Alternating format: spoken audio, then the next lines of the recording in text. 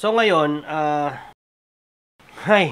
dahil sa isyung to, ngayon ko lang nalaman talaga na sikat sila. Marami pa rin talagang taong hindi alam na sikat tong grupong to eh. Feeling ko sikat sila sa mga medyo teenager and mga 20s. Yun ang kutob ko eh. Pero ngayon ko lang na-realize na sikat pala sila kasi nga nakita ko yung mga hindi din sila kilala. So ngayon, merong grupo ngayon, babaeng grupo na nagpipiling Disney princess daw na mas feeling sikat pa daw sa K-pop at sikat pa kay Sarah. Kaya siguro naging viral tong issue na to sa grupo nila. I'm sure marami dito hindi rin masyadong kilala sila, pero para for the sake na makilala nyo, ito yung sample ng video nila. So ngayon, alam nyo na sikat sila. Yan ang isa sa mga sikat na mga naririnig ko sa TikTok eh. At sa kahit anong, basta dance craze siya, na sila din kumanta, sila din sumayaw, di ba? Talented. So, sabihin natin sikat na sila. So, ang issue ngayon ito, dumaan daw sila sa airport na sobrang balot na balot daw yung mukha nila. Sobrang balot-balot to the point na parang wala akong makitang comparison kung sino yung mga ganitong sila Justin Bieber ba. Hindi ko alam eh. Yung mga level na gano'n na naging sobrang balot sa mukha para lang hindi pagkaguluhan. Alam mo yung gano'n. Pero marami na rin talagang dumaan sa airport na ito na sikat, pero hindi naman gano'n yung naging gesture. Kaya nagkaroon ng maraming haka-haka and then issues. Pero kung usahin nyo naman yung comment, marami din naman nakakaunawa sa situation nila. Kasi may mga babae din kasi na hindi physically prepared. Alam mo yun, yung aesthetic, yung beauty nila. Kasi galing sila sa tulog. May babae kasi pa after ng gising, feeling nila sa sarili nila ay napakapangit na. Feeling nila yun, okay? Pag walang makeup, feeling nila, alam mo may conscious sila. Kaya it's very understandable. Pero sa mundong ginagalawan natin, hindi natin maiiwasang meron talagang, alam mo yun, kahit anong gawin mo sa mundong ito, gumawa ka ng tama o mali, may sasabihin talaga sila. So, ito yung mga sample na comment na narinig natin, na maganda sigurong pag-usapan natin today. Ang nag-una ata ito si Tio Moreno eh. Kinukumpara ni Tio Moreno na for the past 2 decades, si Sarah Geronimo daw ay sikat na, alam mo yung talented, magaling sumayaw, magaling kumanta, pero hindi siya nag-gesture na parang balot na balot para sa mga fans. Alam mo yung gano'n na pag pumunta siya sa kung saang lugar na maraming fans, talagang very open siya. Ganon din sila Marian Rivera. Unlike daw sa ginawa ng Beanie, ito yung grupo na yon na medyo sobrang balot na balot daw sila. And then, naging trending na ito sa iba't ibang platform na kung saan may post na pare-paras lang din naman. Napansin daw na nakatakip ang muka na dinaig pa daw ang mga sikat na mga celebrity sa Pilipinas. At maging ang mga Hollywood star dinaig pa daw ng gesture nila na kung saan balot na balot daw sila. Alam mo yun, baka Muslim, hindi naman Muslim. Kasi minsan Muslim, di ba? Mata lang. Ito nga, pati mata balot eh. Okay, hindi tayo pwedeng mag-judge. Baka kasi may kanya-kanya talagang kwento. Malay mo, conscious talaga sila. Ayun, binatikos na naman.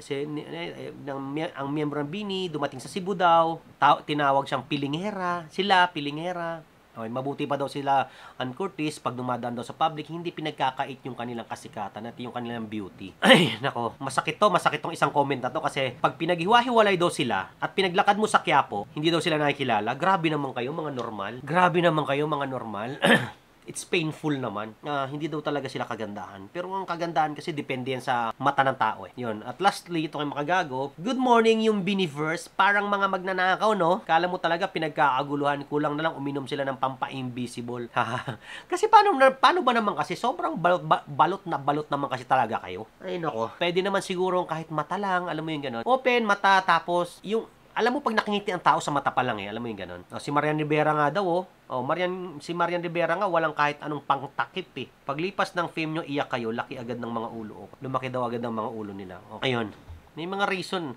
May kanya-kanya talagang may kanya-kanyang butas, may kanya-kanya talagang opinion ng bawat tao. So, para sa akin, para sa akin lang ito baka kasi conscious talaga sila sa looks nila after waking up. May mga tao kasi na paggising may mga babae na wag mo ko tingnan, may ganun eh. Wag mo ko tingnan bagong gising, wala akong makeup, sa ibang lista ganun din. 'Di ba? May mga video sila dati. Wala akong makeup, wag niyo akong camera, alam mo ganun.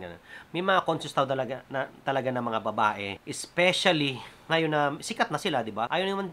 Siguro kaya nga nagbalot sila kasi baka ngumiti sila or makunan sila ng picture na hindi na medyo awkward yung hindi na pwedeng sabing awkward, medyo hindi sila prepared. Okay, yung looks nila. Kaya siguro ginawa nila to. Kung sa tingin man nila medyo hindi sila kagandaan sa sarili nila. The truth might be painful but it will set you free. Acceptance is the key to happiness. Ang importante, saan ka man mapunta sa mundong ito, kung sino yung mga kasama mong naging dahilan para sa kahit paano, I'm sure kayong pa rin dahilan kung bakit sumikat kayo kasi sa talent at skill sa talent nyo at very entertaining yung mga music nyo, pero at the end of the day, yung fans kailangan nyo pa rin talagang pakitaan sila ng magandang gesture kasi sila ang magiging reason para mas lalo kayong ma-accept accept sa mundong ginagalawan nyo, mapapangit man kayo o maganda. At isa lang sure ko, pag mabuti kang tao, pag ang character mo ay kaaya-aya, mas lalo kang nagugustuhan ng mga fans mo ng social media, ng society. Parang yung katulad nila sila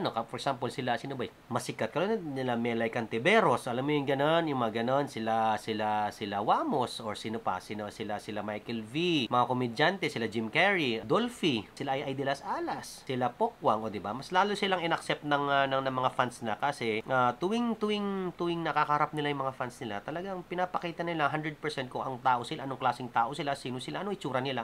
Regardless of what your fans think about you. Yun lang yun. Uminglish, oh. May English pa tayo, mga normal. Tumataba na ba ako? Katulad yan, conscious na naman ako. Parang ang dilim, boy. Dilim ba? Oh. So, yun lang. Mag-comment nga kayo kung anong tingin nyo sa isyong ito. Kasi para sa akin, medyo kasi ako eh. Ako yung tipo ng tao, medyo, hindi ko lang passive ako eh. Hanggat maaari, kahit may 1% na kailangang unawain, 1% na pwedeng maging dahilan kung bakit ginagawa ng isang taong isang bagay, yun ang binubuhay ko. Kasi sabi nga nila, iba-iba tayo. Yun lang. Iba-iba perspective ng tao. Pag sinabi mo ang lobo alam mo yung ganun. Pag tinanong mo sa taong isa lobo, anong lobo sa'yo? Sa nila ay balloon.